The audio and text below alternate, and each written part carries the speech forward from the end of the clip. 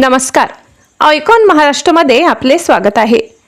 छत्रपती संभाजीनगर येथे डॉक्टर बाबासाहेब आंबेडकर नगर येथील ज्ञान संदीप शिक्षण संस्था संचालित संत तुकाराम प्राथमिक शाळा व हायस्कूलमध्ये 15 ऑगस्ट रोजी भारतीय स्वातंत्र्य दिन मोठ्या उत्साहात साजरा करण्यात आला. यावेळी संस्थेचे संस्थापक अध्यक्ष प्रकाश सोनवणे सर यांनी विद्यार्थ्यांना प्रेरणादायी मार्गदर्शन केले. कार्यक्रमाला संस्थेच्या सचिव सौ संगीताताई खिल्लारे, मुख्याध्यापक संदीप सोनवणे, सर्व शिक्षक वृंद, विद्यार्थी व पालक मोठ्या संख्येने उपस्थित होते.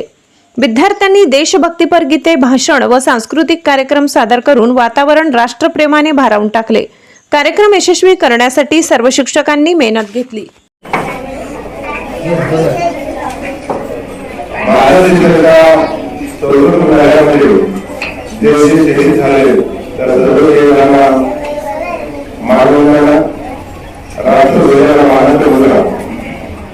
आज भारत देश स्वतंत्र होऊन 78 वर्ष झाले आहेत.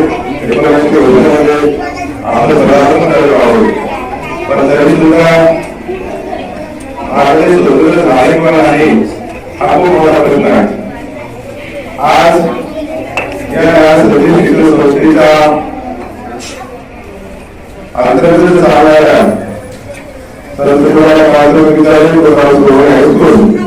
त्याचबरोबर ज्ञान संदीप प्राथमिक आणि माध्यमिक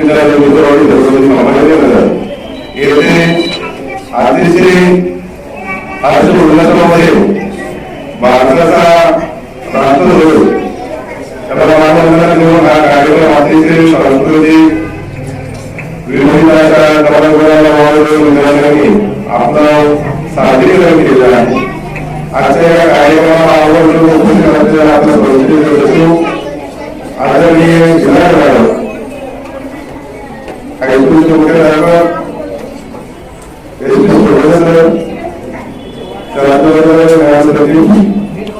प्राथमिक आणि माध्यमिक विद्यालयाचे मुख्याध्यापक अगदी सर किरणकुमार सोडवणे वगैरे व सर्व उपस्थित शिक्षक बांधवांना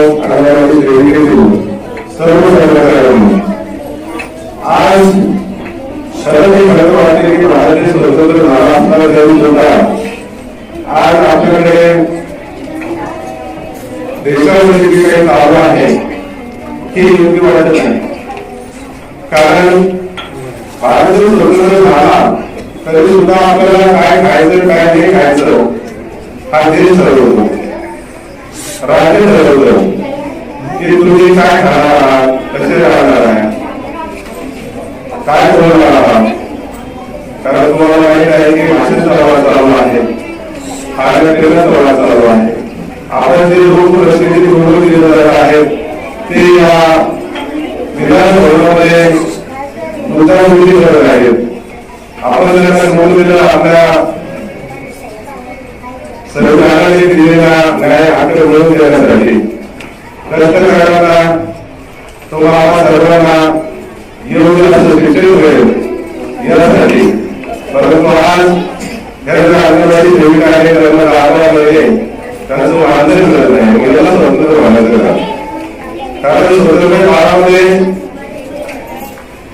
इंग्रजांकडून आपण लढलो, परंतु आज जे काही सरकारने निवडून दिलेले आहेत त्यांचा सोबत लढण्याची वेळ आपल्याला नोंदवली. आणि म्हणून विद्यार्थी फक्त पुस्तकी ज्ञान न घेता आपण आपल्या आजूबाजूला घडणाऱ्या घडामोडीचं ज्ञान घेतलं पाहिजे. सर्वप्रथम आपण माणूस राहिलं पाहिजे आणि माणूस असताना आपल्याला काय आवश्यक